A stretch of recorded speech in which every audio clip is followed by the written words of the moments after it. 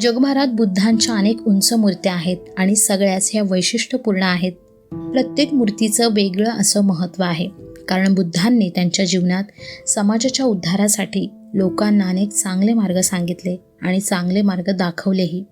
त्यामुळेच बुद्धांच्या जगभरात अनेक मूर्त्या आपल्याला पाहायला मिळतात. अशीच एक वैशिष्ट्यपूर्ण असलेली बुद्धांची सोन्याची मूर्ती, अर्थातच गोल्डन बुद्धा, ही सर्वांसाठी महत्त्वाची आणि आश्चर्यकारक मूर्ती आहे, जिची चर्चा आपल्याला सर्वत्र ऐकायला मिळते. बुद्धांच्या या मूर्तीला द गोल्डन बुद्धा असं म्हटलं जातं. ही मूर्ती थायलंडची राजधानी बँकॉकमध्ये वॉट ट्रेमेटमध्ये आहे. वॉट या शब्दाचा अर्थ थायलंडमध्ये विहार किंवा बौद्ध मठ म्हणून वॉट हा शब्द वापरला जातो. 9.8 फूट लांब असलेल्या मूर्तीचं वजन हे 5,500 टन आहे. ही मूर्ती सोन्याची असल्यामुळे सोन्याच्या हिशोबाने हिचा अंदाज लावल्यास ह्या मूर्तीची एकूण किंमत ही 19 अरब आहे. आणि ज्या काळी ही मूर्ती बनवण्यात आली असेल त्यावेळेस साधारण हिला $300 मिलियन खर्च आला असेल. अनेक वर्षांपर्यंत जगभरातील लोकांना या मूर्तीबाबत कल्पना नव्हती. साधारणपणे 1954 पर्यंत लोकांना या मूर्तीबाबत काहीच माहिती नव्हतं आणि त्यानंतरच खऱ्या अर्थाने या मूर्तीचं रहस्य हे लोकांसमोर आलं. आणि काय आहे ते रहस्य आम्ही ह्या व्हिडिओच्या माध्यमातून तुम्हाला सांगणार आहोत. 1955 या मूर्तीचं स्थलांतर केलं जात होतं. त्यावेळी चुकून लोकांच्या हातून ही मूर्ती जमिनीवर पडली. त्यानंतर मूर्तीचं प्लास्टर निघालं आणि त्यावेळी या मूर्तीची खरी खासियत लोकांच्या समोर आली. त्यानंतर भगवान बुद्धांच्या सोन्याच्या मूर्तीची ही स्थापना करण्यात आली. नेमकं काय घडलं होतं आणि कशा प्रकारे ही मूर्ती लोकांच्या समोर आली ते जाणून घेऊया.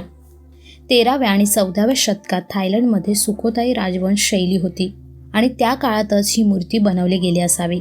पुतळ्याचे डोके हे अंड्याच्या आकाराचे आहे आणि या मूर्तीवर भारतीय कलेचा प्रभाव आपल्याला दिसून येतो. पुतळा नंतर सुखोताईहून 1403च्या नंतर आयुधांकडे हलवण्यात आला.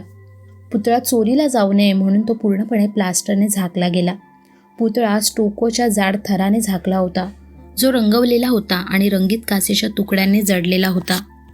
1954 मूर्ती ठेवण्यासाठी मंदिरात नवीन विहाराची इमारत बांधण्यात आली आणि त्याच वेळेस जेव्हा मूर्ती हलवण्याच्या कामकाजास सुरुवात झाली, कारण मूर्ती इतकी वजनदार होती की तिला दोरीने बांधण्यात आलं होतं.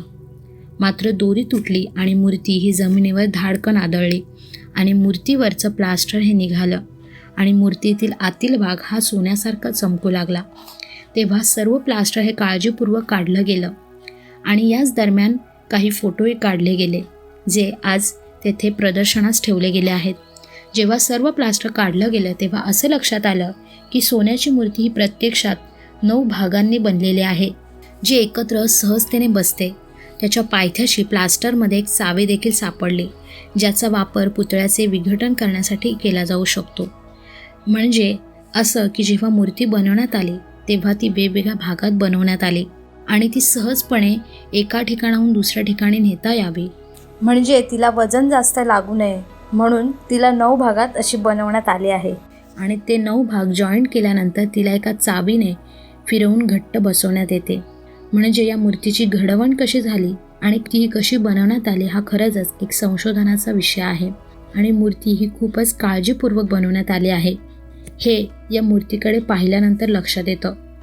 मूर्तीची चमक ही इतकी सुंदर आहे की आपण या मूर्तीकडे पाहिल्यानंतर आपण भारावून जातो. आणि यातील एक विशेष गोष्ट म्हणजे गौतम बुद्धांच्या महापरिनिर्वाणाला जेव्हा 2500 वर्ष पूर्ण झाले तेव्हाच ही सोन्याची मूर्ती सापडली. त्यामुळेच ही घटना खूप महत्त्वाची आहे आणि ही मूर्ती देखील तितकीच महत्त्वाची आहे.